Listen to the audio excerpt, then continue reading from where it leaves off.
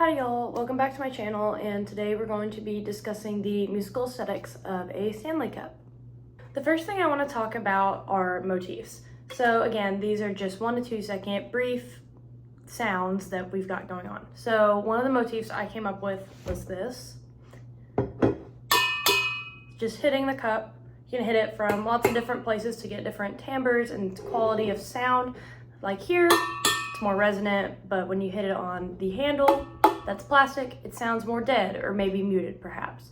Another motif that I came up with is using the lid to just plop it on there. And it kind of makes this like dead, almost like bass drum, kick drum sounding idea to it. It's very interesting and I really like it. The next thing I want to discuss are textures of the cup. So something that I found that was very interesting was scraping the cup.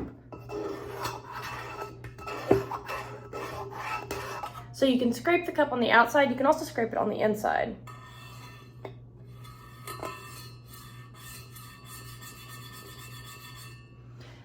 And that gives a really interesting texture and sound.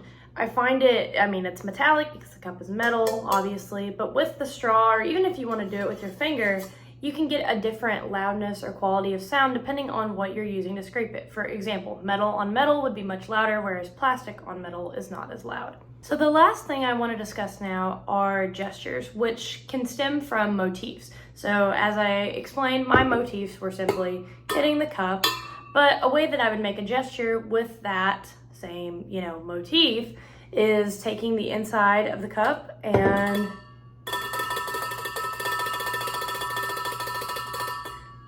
taking the straw inside of the cup, moving it around, and you can make a long changing sort of gesture going on. You could do it slower, and then you could get faster,